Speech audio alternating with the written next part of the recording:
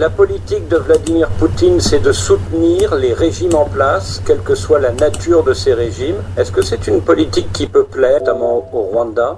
Effectivement, c'est la politique qui peut plaire en Afrique parce que les Russes, comme les Chinois d'ailleurs, ne font pas de pression sur les régimes en place en ce qui concerne les droits de l'homme ou les relations avec leurs voisins. Ça peut plaire, effectivement. Mais en même temps, je ne crois pas que ça concerne tellement le Rwanda, parce que le Rwanda n'est pas dans l'isolement. La Russie a d'autres avantages potentiels aux yeux des leaders africains que de les soutenir au moment difficile quand ils ont des conflits avec l'Occident. À part ça, la Russie a aussi beaucoup de choses à proposer à ses partenaires africains. Alors c'est au nom de cette réelle politique que Vladimir Poutine soutient le régime autoritaire de Pierre Nkurunziza au Burundi, mais êtes-vous sûr que la Russie est très populaire auprès de la population du Burundi? Si on regarde d'ici, de Moscou, je ne vois pas beaucoup de signes que la Russie soutient ce régime autoritaire. De toute façon, il n'y a pas plus de soutien de la part de la Russie au régime du Burundi qui vous appelez autoritaire que si on parle du soutien de la part de la France au régime en Arabie Saoudite qu'on n'aurait quand même pas qualifié de démocratique. Donc là, vous n'êtes pas dans la posture de nous donner des leçons de morale. Alors après Kigali, Sergueï Lavrov s'est rendu à Pretoria pour y préparer le prochain sommet des BRICS qui regroupe 5 grands pays émergents, le Brésil, la Russie, l'Inde, la Chine, l'Afrique du Sud. Alors quel est l'intérêt de ce groupe des BRICS pour la Russie? Il y a plusieurs raisons. La Russie veut se faire entendre, malgré les événements en Ukraine, malgré la crise en Syrie, tout ce qu'on ne voit pas si on parle de l'Occident. Avec l'Occident, ça devient de plus en plus difficile pour les Russes de mener des affaires avec les Américains, par exemple. Est-ce peut-être pour faire contrepoids à l'influence des Occidentaux qui ont imposé des sanctions commerciales à la Russie depuis l'affaire de l'Ukraine? En ce qui concerne la relation avec les pays de BRICS, c'était bien avant la crise ukrainienne. Mais vous avez raison que depuis le refroidissement des relations avec l'Occident, cette tendance plus asiatique, plus tiers-mondiste a augmenté. Donc c'est tout à fait évident que la Russie cherche à être beaucoup plus présente qu'avant dans des structures comme le BRICS.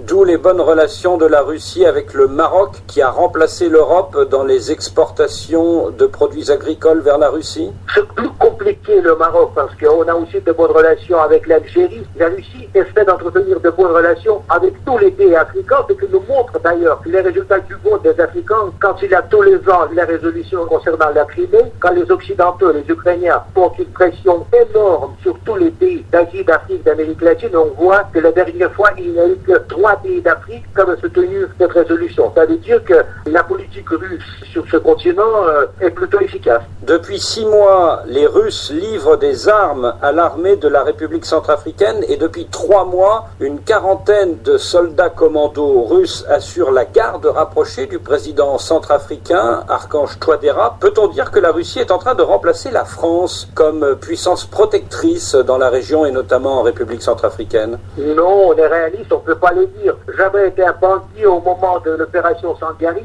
j'avais vu quel rôle décisif avaient joué les Français, on ne peut pas les remplacer. Dans tous les pays ex-colonies françaises, on ne peut pas les remplacer, on n'a pas de telles intentions, et en plus, je dois vous dire que quand on parle des diplomates russes présents dans les pays africains, là, on ne sent aucune animosité envers les Français. Les Français sont plutôt considérés comme partenaires, et jusqu'au dernier moment, la Russie avait même aidé sur le plan logistique l'opération française dans le Sahel avec nos avions de transport. Ça va être la même chose à Bangui en ASEAN. On a les mêmes buts, les Français et les Russes. Je ne vois pas de compétition russe-française en Afrique. À côté de la base militaire russe de Béringo, à quelques kilomètres de Bangui, il y a une piste d'aéroport. Est-ce que les Russes pourraient en faire une base stratégique au cœur du continent africain?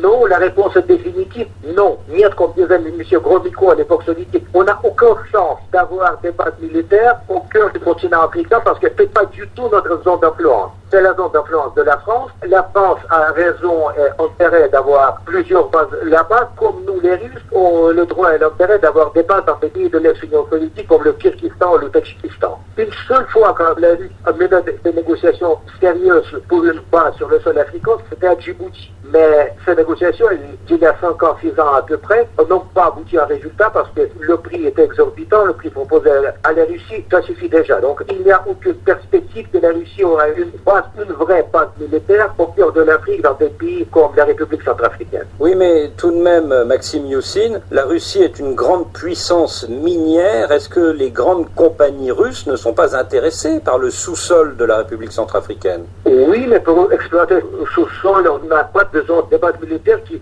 coûtent en plus une fortune. Regardez les Chinois qui ont pu conquérir économiquement pratiquement tous les pays d'Afrique, mais les Chinois n'ont qu'une seule base à Djibouti. Ils n'ont pas de base militaire dans des pays où ils sont établis solidement depuis plusieurs dizaines d'années. Et en plus, je ne vois pas de percée économique de la Russie, des compagnies russes.